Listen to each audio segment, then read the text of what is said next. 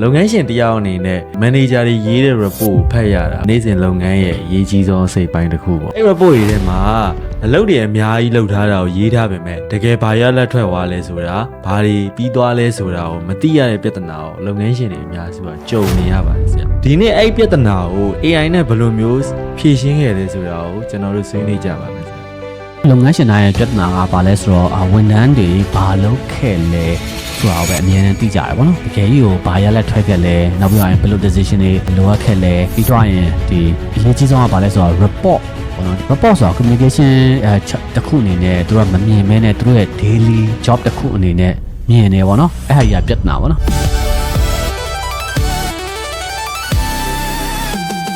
အားလုံးပဲမင်္ဂလာပါ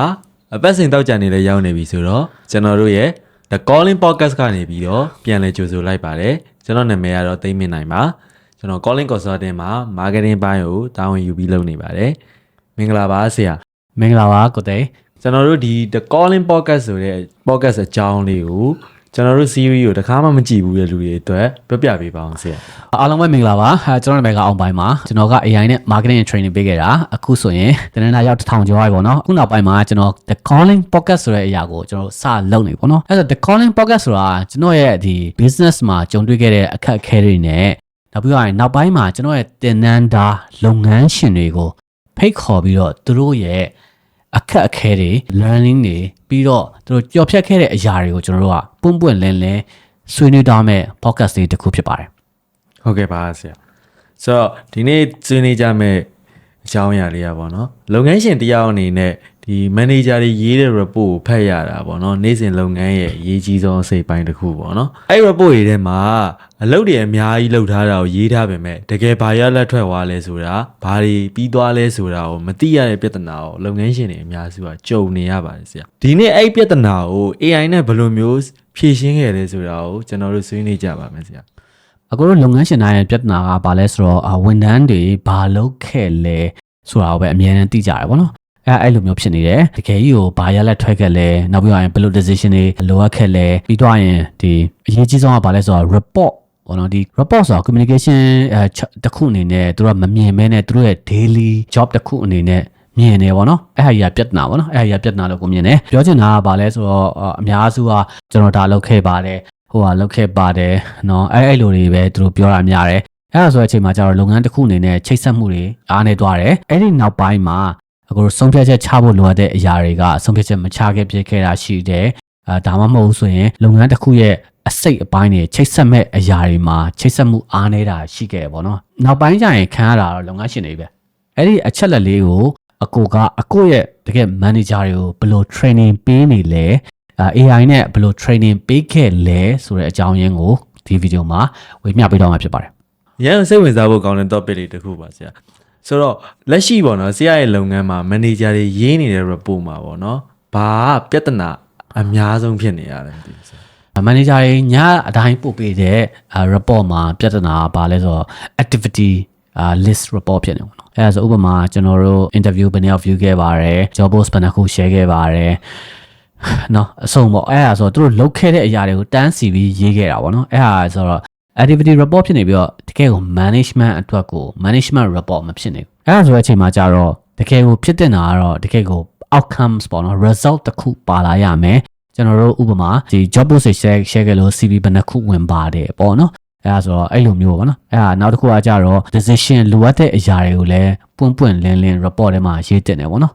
ဘာလို့ဆိုတော့အများစုက decision တော့လိုနေတယ်ရတယ်တွေးမှပဲမင်းမယ်ရတယ်အဲ့ဟာကအရေးမကြီးသေးဘူးအဆင်ပြေလို့ဖြစ်ရှင်းထားမယ်ဆိုတဲ့ဟာကအရင်များအဲ့ဒါဆိုတော့လုပ်ငန်းတွေကအဲ့လိုမျိုးတွေကြောင့်နှေးတယ်တခါကျရင်ပြဿနာကဘာလဲ follow up လည်းမလိုက်ကြဘူးเนาะ manager အများစုက follow up လည်းမလိုက်ကြဘူးမသိရင်တော့ဒီလုပ်ငန်းရှင်ဒီ boss တွေနဲ့တစ်နေတယ်ဆိုတော့ပုံစံပြောတတ်ကြတယ်အဲ့ဒါကြီးကအရင်လွဲချော်မှုလို့မြင်တယ်ပေါ့နော်အဲ့ဒါဆို report မှာအဓိက decision တွေမပါဘူး decision လိုအပ်တာလည်းမပါဘူး follow up တွေလည်းမပါဘူး result တွေလည်းမပါဘူးဆိုရဲအချိန်မှာကြာတော့လုပ်ငန်းရှင်တယောက်ကအဲ့ဟာကိုဖတ်ပြီးတော့အေးဆိုပြီးတော့ဖြစ်သွားတာများတာပေါ့ပိုဆိုးတာတခုကကြတော့ management အခုနောက်ပိုင်းမြင်လာတာဗာလဲဆိုတော့သူတို့က meeting မခေါ်ရဲကြဘူးခုဆိုရင်ဖုန်းဆက်ပြီးတော့ပြောလိုက်တယ်အဲ့ဒီမှာဆုံးဖြတ်ချက်တစ်ခုရရင်မရအောင်ဆိုရင်သူတို့အဲ့ဒီမှာတစ်သွားတယ်အဲ့ဒါဆိုပွင့်လင်းပြောရင်သူက meeting ခေါ်ဖို့တော့ကြောက်တယ်လို့ပြောလို့ရတယ် နော်အဲ့ဟာကတော်တော်ကြီးမားတဲ့ပြဿနာတွေပေါ့နော် အဲ့ report တွေကိုဖတ်ရတဲ့အခါပါပေါ့နော်ဆရာအနေနဲ့ဘယ်လိုခံစားရလဲပြီးကြတော့ဘယ်ချက်တည်းကအရန်စိတ်ပြတ်ဖို့ကောင်းတာလဲပေါ့နော် ပွင့်လင်းပြောရရင်ဝန်ထမ်းကောင်းတွေအများကြီးရှိတယ်ဝန်ထမ်းတွေတကယ်ကိုအလုပ်ကြိုးစားတွေအများကြီးရှိတယ်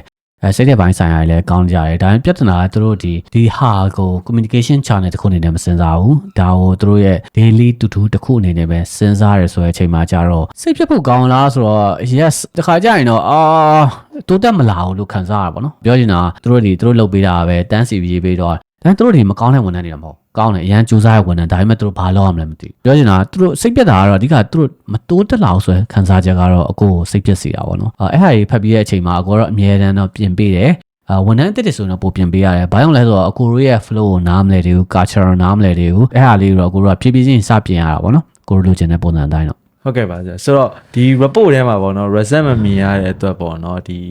ပြင်မှာဘယ်လိုပြဿနာတွေဖြစ်ခဲ့ဘူးလဲအဲ့လိုမျိုးဖြစ်ခဲ့ဘူးတဲ့ဥပမာလေးပါလေးရှိလားမသိဘူးဆရာ report ထဲမှာတေချာမပါတဲ့ဆိုတဲ့အချိန်မှာကြာပြဿနာအများကြီးဖြစ်တယ်ပွင့်လင်းပြောရမယ်ဆိုရင်အဓိက report ကောင်းကောင်းရှိမှလုပ်ငန်းတစ်ခုရဲ့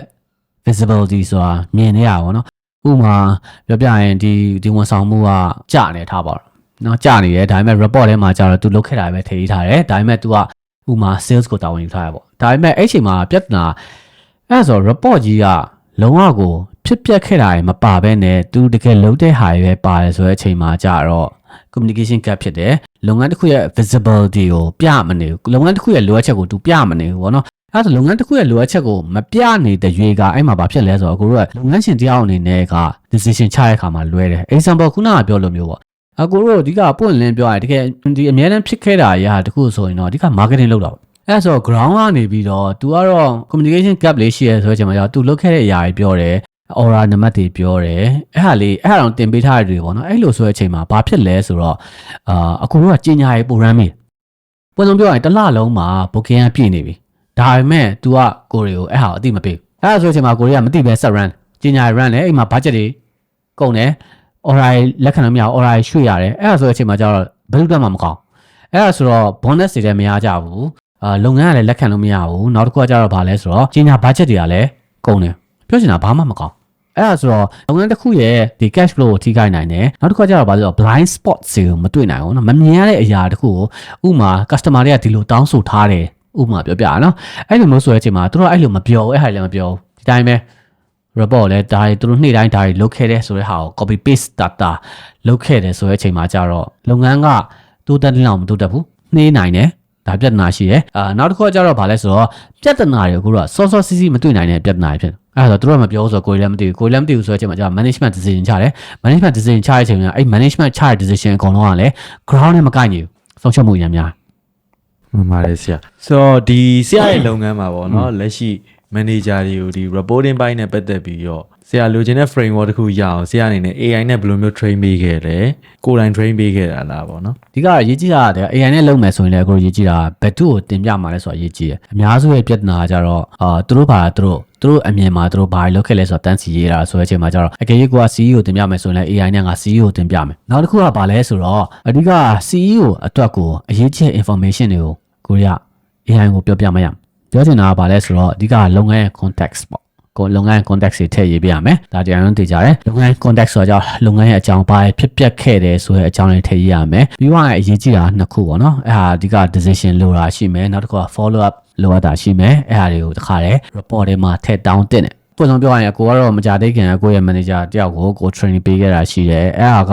တော်တော်ကြီးအများကြီးပြောင်းလဲသွားပြီဘာကြောင့်ပြောင်းလဲသွားလဲဆိုတော့အခုဖတ်ချင်တဲ့အရာတွေပဲအခုဖတ်ပြောချင်တာနေ့တိုင်းသူတို့ဘာလုပ်ခဲ့တယ်ဘာကိုတွေးရှိခဲ့တယ်ဘာတွေဖြစ်ပျက်နေတယ်အဲ့အရင်ကြီးကြည့်နော်အဓိက operation ဘိုင်းဆိုပိုရေးကြည့်အောင်နော်ဘာလို့ဆိုတော့ ground မှာဘာတိတိကျကျဖြစ်နေလဲအဲ့ဟာဆိုတော့အကယ်၍ဒါ aura ကြီးကျနေတာလာ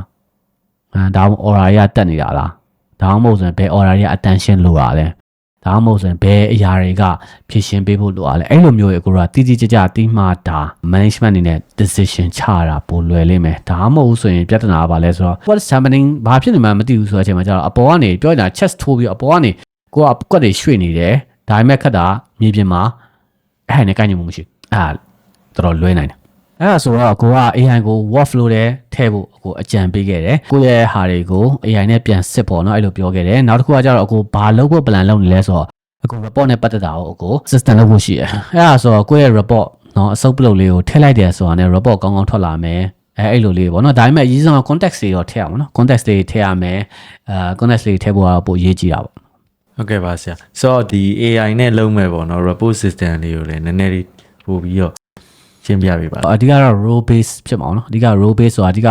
ကိုလုပ်ငန်းရဲ့တာဝန်ယူထားတဲ့နေရာတစ်ခုထဲမှာရမယ်နံပါတ်1မနစ်ကကြတော့ဒီ context ကိုအလုံးလောက်မရှိဘူးဆိုရင်ပြန်မေးဖို့ AI ကိုပြောရပါပေါ့နော်ပြီးွားရေးဆိုရင်ဒီလက်ရှိအရာတွေကိုလုံးဝဒီ activity report ထပ်ကောကเนาะဘသူ့ကိုတင်ပြမဲ့ report ဆိုတာကိုအဲ့လိုမှန်းဖို့ကိုတခါ AI ကို train ချပေးထားရမယ်နောက်တစ်ခုကကြတော့ဗာလဲဆိုတော့ noise တွေကို short ခိုင်းရမယ် noise တွေမလိုအပ်တဲ့စကားလုံးတုံးတွေเนาะအဲ့ဒါတွေ short ခိုင်းရမယ်နောက်တစ်ခုရေးကြည့်တာပါဆို numbers ကအရေးကြီးတယ်เนาะလုပ်ငန်းရှင်တွေအများစုသိကြတာ numbers ပေါ့အဲ့ number တွေကိုလည်းတကယ်ကို CEO ဟိုတော့၎င်းတကယ်ကို manager ရဲ့ focus လုပ်ချင်တဲ့ numbers တော့၎င်းအဲ့ဟာကိုတိတိကျအဲ့ဒီ AI system ကိုပြောပြမှာပေါ့အဲ့ဒီပါရှိပါ reporting နဲ့လက်ရှိဆရာရဲ့လုပ်ငန်းမှာဖြစ်ပျက်နေတဲ့ reporting system နဲ့ပတ်သက်ပြီးတော့အဲ့ဒီအတွေ့အကြုံတွေကနေပြီးတော့ဆရာအနေနဲ့ဆရာလုပ်ငန်းရှင်တွေအတွက်ပေါ့နော်ဘာသင်ခန်းစာလေးပေးခြင်းလဲမသိဘူးပြောချင်တာကတော့အရေးကြီးတာ reporting ကအရင်အရေးကြီးရယ် fix လုပ်ရမယ်လို့မြင်တယ်အများစုရဲ့ပြဿနာကဝန်ထမ်းတိုင်းရဲ့ပြဿနာကတခုဆိုရင်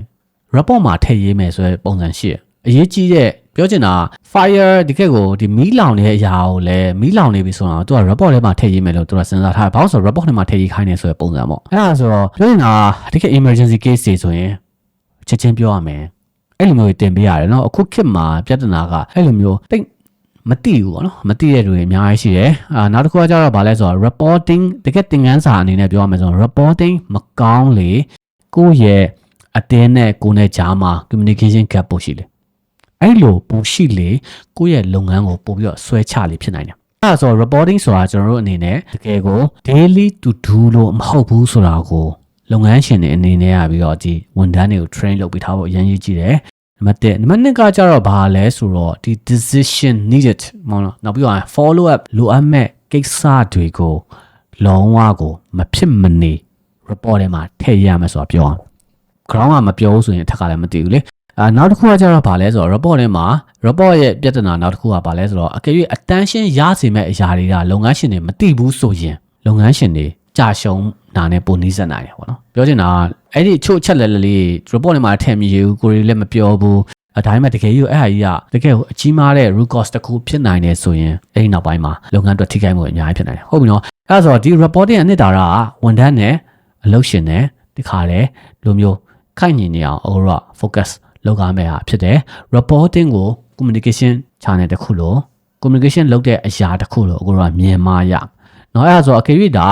reporting ကောင်းကောင်းမရှိတဲ့ company တွေဆိုရင် reporting ကိုစ fix လုပ်စေချင်တယ်အကယ်၍ manager တွေကိုယ့်အသင်းမှာလည်းလုံလောက်တဲ့ဝန်ထမ်းတွေရှိရဆိုရင်နှစ်ခု fix လုပ်ချင်တယ်တစ်ခုကကြတော့ to do list ပေါ့နော်ဘာလုံးမှာလဲတည်ကြကြပေါ့နော်အဲရင်းကြီးနောက်တစ်ခါကျတော့ခုန report ပေါ့ဘာလို့လဲဆိုတော့ to do ကို fix လုပ်တဲ့ရွယ်ချက်ကလည်းဒီက management နဲ့ align ဖြစ်အောင်ပေါ့နော် management ကတကယ်ကို manager ရဘာလုပ်နေလဲဘာအရေးကြီးတဲ့ task တွေကိုဆောင်ရွက်နေလဲဆိုတာတိမှတာဒီလုပ်ငန်းရှင်တွေနဲ့ကလည်းဘယ်လိုတွားတင်လဲဆိုတာသိကြရပြောရလိမ့်မယ်နော်အဲ့ဒါဆိုတော့ reporting ကို to do ကို fix လုပ်တယ်ဆိုရင်တော့ကိုယ်လုပ်ငန်းရဲ့ grow ဖြစ်တဲ့အရာကိုအများကြီးအရှိန်မြင့်ပေးမယ်လို့ကိုယုံကြည်ပါတယ်ဟုတ်ကဲ့ပါဆရာကျေးဇူးပါဆိုတော့ဒီဗီဒီယိုလေးကိုကြည့်ရှုပေးကြတဲ့အတွက်အားလုံးကိုလည်းကျေးဇူးတင်ပါတယ်ကျွန်တော်တို့နောက်လာမယ့် Friday နေ့မှာပြန်ပြီးတော့ဆုံကြပါမယ်โอเคပါအားလုံးအခုလိုကြည့်ပေးရတဲ့ကျေးဇူးတင်ပါတယ်ကျွန်တော်တို့နောက် Friday ပြန်ဆုံကြပါမယ် see you